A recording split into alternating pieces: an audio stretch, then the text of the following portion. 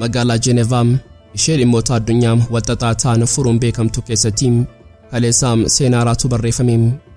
Yeroo qilleensi waraanaa naannawaa ba'a giddu galeessaa hursaa jiruu fi addunyaan araarriin bu'amoo waraana jettee dhiphinaan eegaa jirtutti Ministirri Dhimma Iraan Abbaas Araghchiin fuula ifaadhaan ba'anii addunyaatti oduu tasgabbii labsanii jiru. Gama kaaniin Lafa Jalaa kiiloomeetira hedduu fagaatanii magaalota Misaa'elaa guutummaatti sibiilaa fi simbirroota ibiddaatiin ijaaramantu Iraan keessatti mul'ate. Iraan Har'a ogummaa Misaa'elaa Lafa Jalaa dhukaasuu underground missile launch jedhamuun sadarkaa addunyaan hin eegne geessee jirti. Iraan Misaa'ela Ardii-Qaxxaamuru Intercontinental Ballistic Missile kan kiiloomeetira 9,000 ol barrisee Ameerikaa qaqqabuu danda'u oomishaa jiraachuu ishee Tiraamp saaxilee jira. Bal'ina isaa qabannee jirra. Iraan qaawwa ittisaa qilleensa ishee keessatti mul'ate cufachuuf tattaafachaa yeroo jirtu amma garuu Chaayinaan qaawwa sana cufuu qofa osoo hin taane teeknooloojii ija addunyaa ta'e tokko Iraaniif gumaachitee jirti. Gama kaaniin maddi nageenyaa Iraan iccitii Aljeeziraaf kennaniin dhugaa tokko addunyaatti labsanii jiru. Samiin ba'a giddu galeessaa daangaa Joordaan irraa kaasee hanga galaana Hormuzitti hundi isaa ija keenya jala jira. Simbirroon tokkollee nu jala dhokattee balali'uu hin dandeessu jechuun akeekkachiisanii jiru. Yoo xumuraatti nu faana turtan iccitii bal'aa ni dhageessu. Qophii keenyaa laayik gochuun jalqabaan affeerraa keenyaa yeroo maraati. Yooyaa ashamaar kafuunee kabajamtoota dhaggeeffattoota keenyaa kun Oromia 24 News dha. Kanneen chaanala YouTube keenya Har'a taatan subscribe gochuun maatii keenya ta'a. Qophiin keenya namoota hedduu bira akka ga'uuf like share gochuun waliif qooduu hin dagatinaa. Hanga xumuraa qophii keenyaatti turtii gaarii.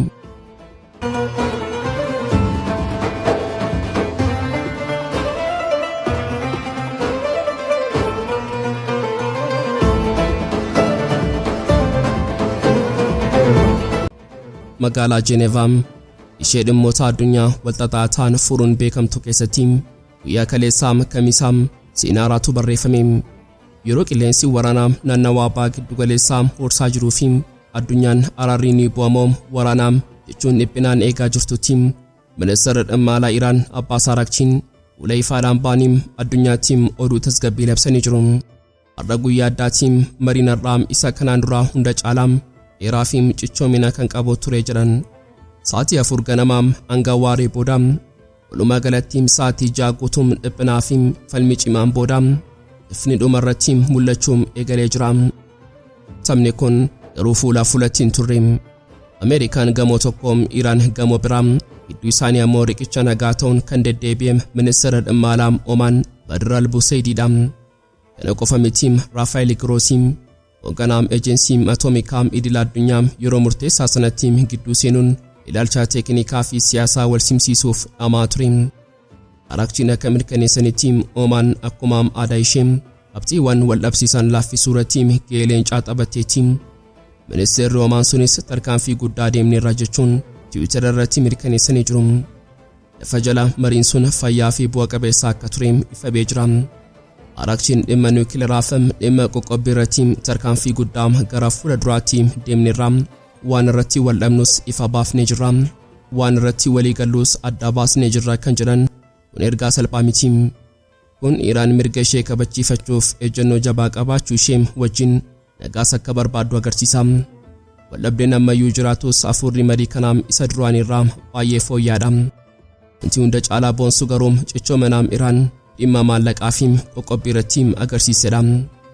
Araghchiin Ameerikaan qoqqobbii akkamii kaasuu akka qabdu mana marii nageenyaa keessatti maaltu ta'uu akka qabu ifatti qulqullinaa fi sodaa tokko malee itti himneerra jiran.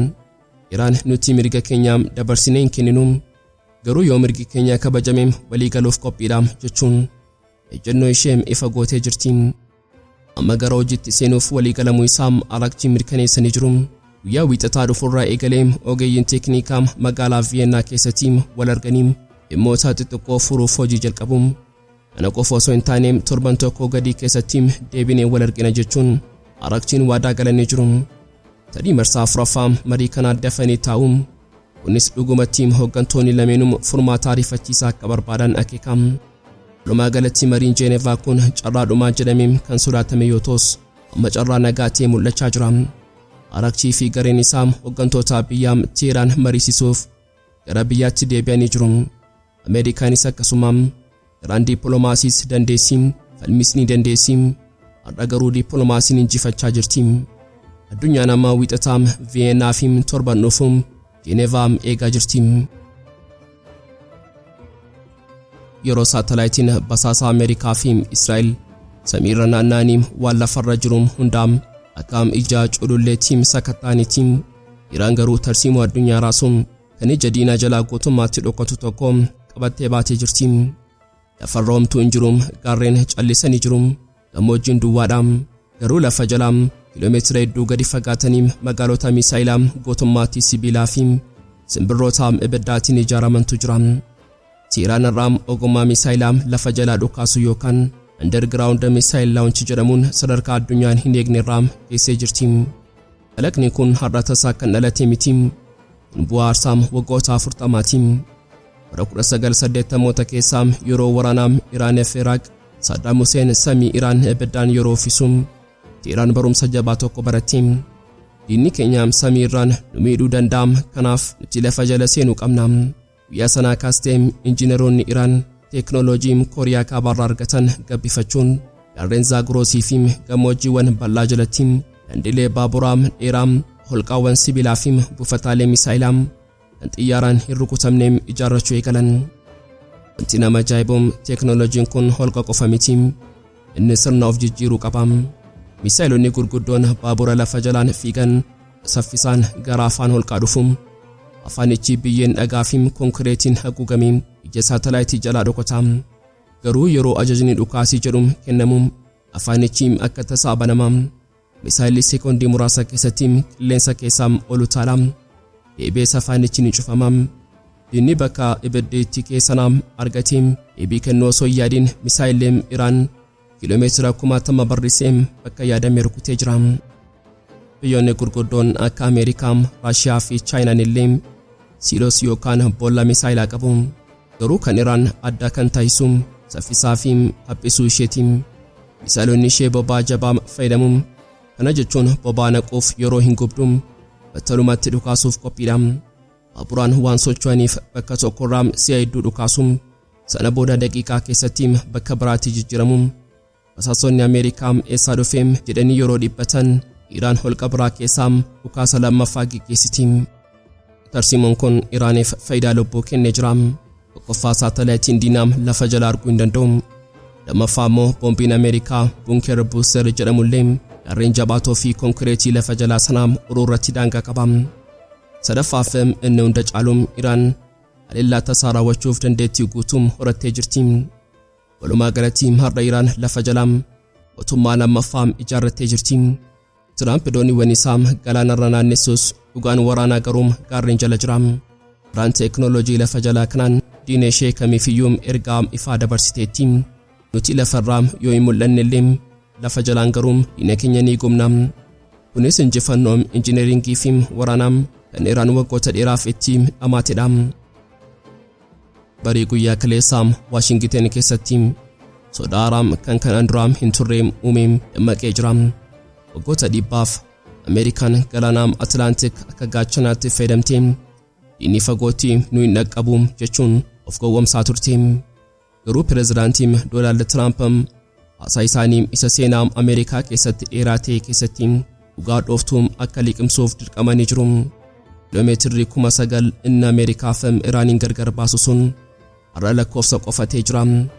Tiraamp sodaatanii sagalee hollatuun Iraan Misaa'ela Ardii-Qaxxaamuraa yookaan Intercontinental Ballistic Missile kan samii Ameerikaa seenuu danda'u oomishaa jirti. Fageenyi kun si'achi nu hin tiksu jechuun labsan. Kun ergaa salphaa miti. Yeroo Tiraamp dubbatan kana Iraan keessatti saayintistoonni eegdota warraaqsaa Islaamaa Misaa'ela isaanii Haaraa kan kiiloomeetira 3,000 ol barrisuun qofa osoo hin taane numti isaa White House ta'e sanaan qaratanii xumuraa jiru. Addunyaan Iraan Misaa'ela giddugaleessaa qabdi jettee yaadduun har'a Iraan Ameerikaa rukutuu dandeessii gara jechuutti ceetee jirti. Tiraamp kana waan beekaniif siinaariyoowwan gurraachaa uummata isaaniitti himuuf dirqamanii jiru. garuu dhiphinni Ameerikaa samii qofarratti hin dhaabbatum. Galaanarraas abidda biraatum qabsiifamee jira. Israa'el isheen ija basaasaa Ameerikaa taateen gabaasa dhiphinaa Almaa Seentar jedhamuun baaseen wanta odola xiqqaa Laaraak jedhamturraa jirum saaxilteetti. Odolli tun kan afaan galaanaa Hormuz irratti argamtu har'a dirree waraanaa taatee jirti. Iraan odola kanaa irratti meeshaa waraanaa kuusuu qofa osoo hin taane cufa bobaa addunyaa kutachuuf qophii xumurtee jirti. Gabaasni Israa'el kun akka mul'isutti Iraan dooniiwwan xixiqqoo kanneen Peekaab 2 jedhaman teeknooloojii Kooriyaa kaabaarraa argamanii fi Misaa'elaan asirbaatan odola kanarratti guuttee jirti. Dooniiwwan kun xiqqaa ta'anis saffisa isaanii fi humna isaaniitiin doonii waraanaa Ameerikaa isa guddaa sanaa akka bofaatti dhum. Garuu wanti hunda caalaa sodaachisaan teeknooloojii Raashiyaa Tiraadaam 2S jedhamu odola sanarra dhaabbachuudha. Sirni kun saatalaayitii Ameerikaa samiirra jiru jaamsuu danda'a. Kana jechuun yeroo waraanni ka'um Ameerikaan ija ishee samii dhabdi. Quunnamtiin isheen citaam dooniiwwan ishee galaana gidduutti ija maleeyyii ta'u. Odolli Laaraak tun qarqaraam Oomaan irraa kiiloomeetira 32 qofa fagaatti. Iraan iddoo kana filachuun ishee ergaa tarsiimoo guddaa qaba. Galaanni Hormuz kan keenyaa sarara dinagdee addunyaa kan qabnudha. Suuraaleen saatalaayitii Eerbaas waraabee akka agarsiisanitti Iraan raadaraa sirna ittisaa fi kiyyoom elektirooniksiitiin odola kanaan marsitee jirti. Walumaa galatti Ameerikaan har'a kallattii lamaan qabamtee jirti. Karaa tokkoon samii ishee misaa'ela fageenya dheeraa Iraaniin sodaachifamee jira. Karaa biraatiin galaanni ishee odola Laaraak jala galuuf deema. Tiraamp fageenyi nuti tiksaam jedhanii kan yaadan har'a seenaa ta'ee jira. Iraan teeknooloojii lafa jalaa misaa'ela samiirraa fi doonii galaana irraatiin nuti hin dhabamnu diina keenya garuu hin dhabamsiifna jechuun humna ishee addunyaatti agarsiisaa jirti. Kunis injifannoo eegdota warraaqsa Islaamaa kan waggootaaf ijaaramedha. Yeroo Ameerikaan xiyyaarota ishee ammayyaawaa F-35 fi F-22 Raptor kanneen ijaaraa daraa jalaa miliquu danda'aniin of jajjuuf samiin Iraan banaadha. Yeroo barbaannetti seennee baana jechuun yaaddutti. Beijing Teheraan garuu iccitii dho'insa guddaa qabu tokko lafa jalaan xumuranii jiru. Waggoota lamaan darban keessatti Iraan qaawwatti isaa qilleensa ishee keessatti mul'atee cufachuuf tattaafachaa turte. Amma garuu Chaayinaan qaawwa sana cufuu qofa osoo hin taane teeknooloojiin ija addunyaa ta'e tokko Iraaniif gumaachitee jirti. Wanti nama ajaa'ibu amajjii 2026 keessatti halkan dukkana keessaa sa'aatii 56 qofa keessatti xiyyaaronni fe'umsaa waraana Chaayinaa gurguddoon 16 mallattoo isaanii raadararraa dhoksanii Qicha qilleensaa uumuun Teheraan qubatanii deebi'an. Fe'umsi isaanii midhaan yookaan dawaa hin turre. Isaan ICBM fe'anii dhufan. Kurraa daramitiin kun adamsiituun afuuraadha. Ameerikaan xiyyaarota dhokotoo ishee kanneen akka F-35 akka waan hin argamnetti lakkoofti. Garuu raadarri Chaayinaa ICBM kun seenaa sana jijjiiree jira. Inni xiyyaara diinaa fageenya kiiloomeetira 330 irratti arguu danda'a. Wanti hunda caalaa Peentaagoon rifachiisee ammoo dandeettii raadarri kun xiyyaarota dhokotoo kanneen akka F-35 Lightning fageenya kiiloomeetira 200 ol irratti sakattee kunoo as jirti jechuun saaxiluu isaatiin. Kana jechuun xiyyaarri Ameerikaa biliyoonaan bitame sun samii Iraan keessatti qullaafee jechuudha. Garuu qarummaan teeknooloojii kanaa arguu qofarratti hin dhaabbatu. Raadarri kun dhaabbataa miti. Daqiiqaa 30 gadii keessatti diriirfamuu fi walitti qabamuu danda'a. Kana jechuun yeroo Ameerikaan misaa'ela anti-raadiyeeshin yookaan kan raadaraa barbaadee rukutuun itti dhukaasu raadarri Iraan sun daqiiqaa muraasa keessatti bakka sana gad lakkisee bakka jijjiirrata. Inni bakka duwwaa rukutaa Iraan garuu bakka biraatti deebitee diina hordofuu itti ufti. Tarsiimoon kun walxaxaadha. Raadarri ICBM kun kophaa isaan hojjetu. Inni sirna ittisaa Raashiyaa S-300 fi sirna Chaayinaa HQ waliin wal quunnamuun odeeffannoo diinaa sakatta'uun kiyyoo du'aa uumam. Raadarri kun diina fagootti argee sirni 300 ammoo diinatti dhiyaatee barbadeessa. Haa ta'u malee deeggarsi Chaayinaa lafaa fi samii qofarratti hin daangeffamne gara hawaasa elektirooniksiittis ce'ee jira. Ameerikaan yeroo waraanaa GPS cufuu dandeessi. Iraan kana beekti. Kanaaf Chaayinaan amma Iraanin sirna GPS Ameerikaa jalaa baastee gara sirna ishee beeyduu jedhamutti ceesisaa jirti. kunis waraanni yookiin misaa'eloonni Iraan kallattii isaanii sirriitti beekanii gargaarsa Ameerikaa malee bakka yaadamee rukutuu danda'u. Dabalataan Chaayinaan Cyber Security Iraan irratti hojjechaa jirti. Biyyi dinagdee guddittiin tun softweerii fi meeshaalee kompiitaraa warra dhiyaa kanneen basaasaaf saaxilaman hundaa buqqistee teeknooloojii Chaayinaatiin bakka buusaa jirti. Walumaa galatti ergaan Beejingii fi Teheraan irraa beefadha. Ameerikaan teeknooloojii qabaachuu dandeessi, garuu nutis qabna. Raadarri YLSM-8B kun xiyyaarota hafuuraa yookaan dhokatoo Ameerikaa sana gara haleelamtoota salphaatti jijjiiree jira. Yeroo qilleensi waraana abbaa giddu galeessaa akka bubbee hamaan huursaa jiruu fi dooniiwwan Ameerikaa galaanarra naannaa jiranitti Teheraan irraa ergaa diina rifachiisuu fi michuu ishee boonsu tokko dhagaamee jira. Edaa Hussein Maliki miseensa koree nageenyaaf imala mana maree Iraan oduun ergaa guddaa qabuun ifatti baasee jira. Marii Jenivaa kanaan kan jalqabee nu miti, Ameerikaatu kadhatee dhufee jechuun aangoo fi cichoominaa Iraan addunyaatti agarsiisee jira. Washington isheen yeroo hundaa humnaan of jechuun karaa biyyoota michuu Teheraan taaniin ergaa ergitee kottaa mari'annu jechuun kadhachuu ishee Malikiin saaxilanii jiru. Iraan jalqabaa shakkitee turte, sababiin isaa muuxannoo addaa marii Masqat irraa qabduuf yeroo sanatti Ameerikaa fi Israa'el marii booda waraana bananii turan. Garuu yeroo kanaa Iraan haala addaatiin humna guutuun dhiyaateetti. Malikiin akeekkachiisa jabaa kenneen waraanni kun yookiin waraana guyyaa tokko yookaan lama miti, waraana istinzaaf yookaan kan humna diinaa xuuxee fixuun kan biyyoota naannoo hundaa bobeessu ta'a.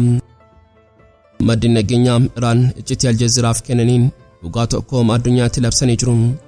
Samiin ba'a giddu galeessaa daangaa Joordaan irraa kaasee hanga galaana Hormuzitti hundi isaa ija keenya jala jira. Simbirroon tokkollee nu jalaa dhokattee balali'uu hin dandeessu. Kun ergaa salphaa miti, kun nuti isin argina, isin garuu nu hin argitan jechuudha. Iraan har'aa teeknooloojii basaasaa isheen qabduun sochii Ameerikaa gosa lamatti qooddee hordofaa jirti. Tokkoffaan sochii idilee yookaan ruutinii yeroo hunda godhamu, lammaffaan ammoo sochii duulaa yookaan operational kan waraanaaf qophaa'u.